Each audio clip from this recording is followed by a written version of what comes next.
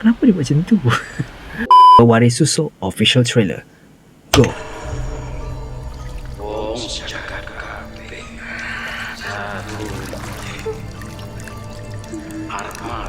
Orang mendimu kan Abon ke tu? Wah, Abon. Lama tak nampak. Oh, dia cocok. Oh, Susuk.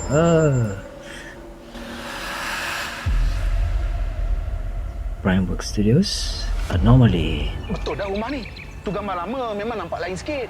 Oh, ya ke? Agensi pembantu rumah kan. Saya minta maaf ya. Salam Sebab terpaksa Ibrahim. bawa anak saya sekali. Crash. Mas kecil. Kau kena keluar Macam daripada mana? rumah tu sebelum terlambat.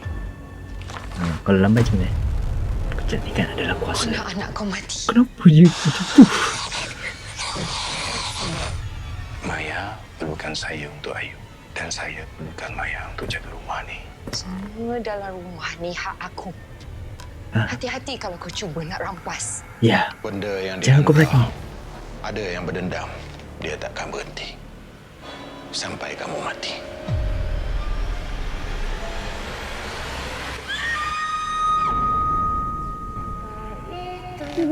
Balik pintu langsung. Bu. Kuasa membawa kehancuran. Kenapa dia buat macam tu?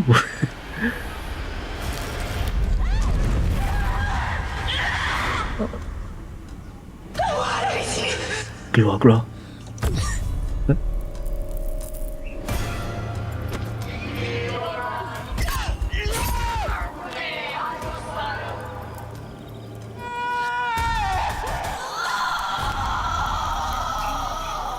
Pewaris Susuk sehidup semati.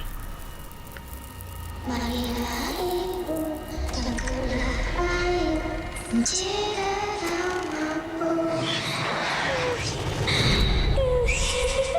30 up. So itulah dia trailer Pewaris Susuk. Dan dia pasal apa? Berdasarkan daripada description dia, dalam dunia yang dipunyai kuasa dan pengaruh begitu, bla bla bla bla bla, rahsia gelap yang diwarisi tanpa pilihan, bla bla bla bla, seroja menjalani kehidupan yang sempurna tapi terikat, perjanjian terlarang, kena setia sampai mampus. Segala yang dimiliki hanyalah pinjaman. Of course, semua yang kita ada ni adalah pinjaman daripada Allah. Tengah kelutan Maya, watak utama kita ni Alia Iman, mula menyalonkan misteri dia tanpa sedar terperangkap dalam permainan berbahaya. Kepercayaan menjadi lemah dan rasa ingin tahu membuka pintu yang tidak boleh ditutup. Dalam pertarungan antara darah dan pengorbanan, seseorang harus membuat pilihan terakhir. Vague gila.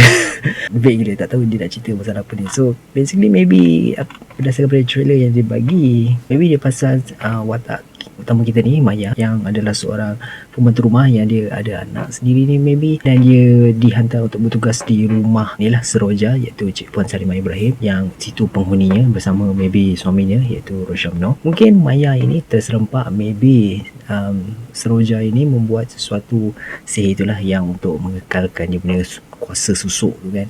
Dan maybe dia mula rasa macam teringin, dan maybe dia ada jatuh hati dengan si suami Seroja, Rosyamno, dan si Seroja ini rasa terancam dengan si Maya, atau maybe susuk yang berada di samping Seroja itu mahukan anak si Maya ini. So maybe in the end, maybe Maya ini akan jadi korban untuk kuasa Seroja punya susuk, atau maybe Maya ini mencari kuasa susuk juga dan memandangkan dia adalah pewaris susuk. Maybe perkataan tentang Seroja ingin mewariskan kuasa susuk itu, memandangkan dia mungkin tak ada anak, dan maybe dia target anak kepada Maya ini. So agak macam complicated sikit. Mungkin itulah cerita dia. Mungkin lalas maybe Maya yang mewarisi susuk itu, dan maybe take over rumah Seroja dan lakinya juga. So itu ajalah pendapat saya berdasarkan daripada trailer yang dia beri. Apa yang korang rasa cerita ni pasal apa? So kongsikan dalam komen. Terima kasih kerana menonton.